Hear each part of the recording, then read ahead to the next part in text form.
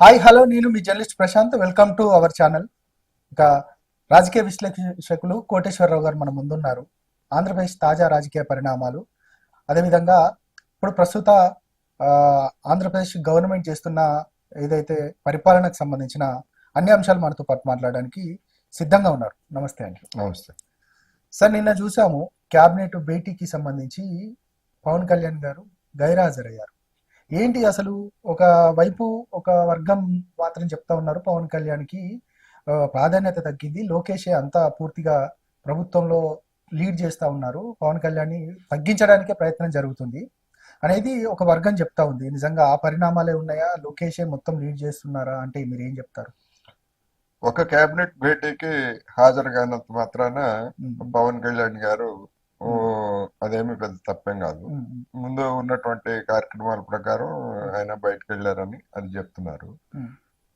అసలు దీనికి ఈ దానికి అంటే ఒకదానికి హాజరు కానంత మాత్రానే ఇట్లాంటి ప్రచారం ఎందుకు వచ్చింది అనేటువంటిది ముఖ్యమైనటువంటి అంశంగా మనం చూడాలి. రాబోయే రోజుల్లో ఎట్లా ఉంటారు ఏమిటనేటువంటిది భవిష్యత్తులో మనం చూడవచ్చు.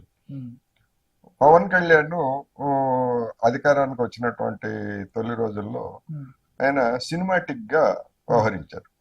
సినిమాల్లో ఎట్లాగైతే రచయితలు రాసినట్టుగా దర్శకుడు చేసినట్టుగా నాటకీయ పరిణామాలు ఎట్లా ఉంటాయో చూశారు.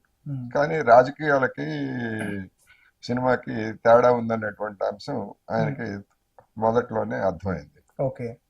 అది ఎట్లా అర్థమైందంటే కాకినాడ పోర్ట్ లో పట్టుకున్నటువంటి బియ్యం గురించి ఆయన చేసిన హడావుడి, సీజ్ ద షిప్ అని ఒక అంతర్జాతీయ అవార్డుని చేయడం, ఇటువంటివన్నీ కూడా చూసాం.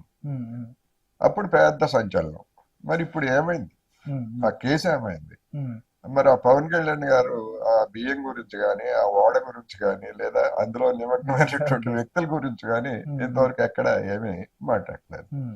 ఎందుకు మాట్లాడలేదు అని అనుకున్నప్పుడు అందరూ చెప్తుంది ఏంటంటే ఆ కేసులో అన్ని పార్టీలకు చెందినటువంటి వాళ్ళు దొంగ వ్యాపారులు ఉన్నారు, అందుకని దాన్ని బయటకు రాకుండా హషప్ చేశారు అని చెప్పేసి చెప్తున్నారు. నిజంగా హషప్ చేశారా లేకపోతే నామమాత్రం కేసులు బుక్ చేశారా అనేటువంటిది రాబోయే రోజుల్లో డెఫినెట్ గా అది చర్చ అవుతుంది. అది దానికంటే మించి పవన్ కళ్యాణ్ యాక్టివిజం, ఆయన అంతకు ముందు నేను చేగువేరా అభిమాని లేకపోతే లెఫ్టిస్ట్ నే అన్నట్టుగా చెప్పినటువంటి పెద్ద మనిషి దానికి పూర్తి విరుద్ధంగా నేను ఒక కరడు గట్టిన సనాతనవాదిని అని చెప్పేసి హావభావాలతోటి ఆయన ఒక నటుడిగా బ్రహ్మాండంగా నటించాడు అనేటువంటిది కూడా మనకి తెలుసు. అది సనాతనవాదిగా రాజకీయాల్లో నటించాడు ఆయన. ఒక విధంగా నటించడమే అంటారా? నటింపే అది. లేకపోతే కొత్తగా అప్పటికప్పుడు తెచ్చుకున్న సనాతనవాదిగా ఎట్లా అవుతాడు? నిజానికి ఒక సనాతనవాదిగా చాలంటే ఆయన నేను సనాతనవాదిని, నాకు సనాతన ధర్మం పట్ల గౌరవం ఉంది, అది ఇది అని చెప్పుకుంటే ఆయన వ్యక్తిగతమైనటువంటి ప్రవర్తన దానికి పూర్తి విరుద్ధమైంది కదా. మరి ఒక సనాతనవాదిగా ఉన్నవాడు వివాహ బంధాన్ని గౌరవించాలి. మరి ఆ విధంగా చూసుకున్నప్పుడు ఆయన వివాహ బంధాన్ని ఒక బంధం కాదు 3 బంధాలు వేసుకున్నాడు కదా.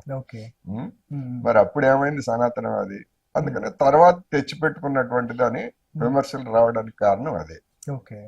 అందుకని సనాతనవాదులుగా ఉన్నటువంటి వాళ్ళు కర్మణ ఆచరణ అంటారు కదా, అన్ని రకాలుగా ఉన్నటువంటి వాళ్ళే చెప్పుకోవాలి. లేనప్పుడు ఏంటంటే ఇదే విధమైనటువంటి విమర్శలు వస్తాయి. ఆ విమర్శలు చేసే వాళ్ళని మనం తప్పట్టక్కర్లేదు, అది వేరే అంశం.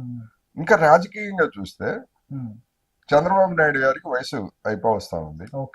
వచ్చే ఎన్నికల నాటికి తానే ప్రత్యామ్నాయంగా ఎదగాలంటే ఇప్పటి నుంచే అవసరమైనటువంటి ప్రాతిపదిక వేసుకోవాలనేటువంటి యావలో పవన్ కళ్యాణ్ గారు ఉన్నారు అనేటువంటిది అందరికి అనిపించినటువంటి, బయటికి కనిపించినటువంటి సత్యం. అదేమి తప్పు కూడా కాదు. పవన్ కళ్యాణ్ కావచ్చు, మీరు కావచ్చు, నేను కావచ్చు, ఎవరైనా తప్పు కూడా కాదు.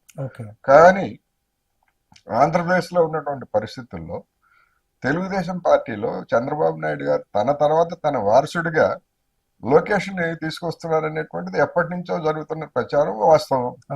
మరి లోకేష్ ని పక్కన పెట్టేసి పవన్ కళ్యాణ్ గారికి అందలం ఎక్కించడానికి చంద్రబాబు నాయుడు గారు సిద్ధపడతారా? ఎట్లా సిద్ధపడతారు? దాని లక్షణమే కాదు కదా. ఒక ప్రాంతీయ పార్టీలో తను పోతే తన కొడుకు, తన కొడుకు కాకపోతే తన మనవడు, ఉమ్, ఈ విధమైనటువంటి వంశపారంపర్యమైనటువంటి ప్రతి రాజకీయ పార్టీలో మనం చూస్తున్నప్పుడు తెలుగుదేశం పార్టీకి మినహాయింపు ఎట్లా ఉంటది? అందులోనూ లోకేష్ ని ప్రమోట్ చేయాలనుకున్నప్పుడు పవన్ కళ్యాణ్ ని ఏ విధంగా ముందుకు రాణిస్తారు? ఉమ్, అందుకనే ఆయనకి చంద్రబాబు నాయుడు గారు పరోక్షంగా తోకలు కత్తిరించాడు ఉమ్, అనేటువంటి ప్రచారం జరుగుతా ఉంది. ఓకే.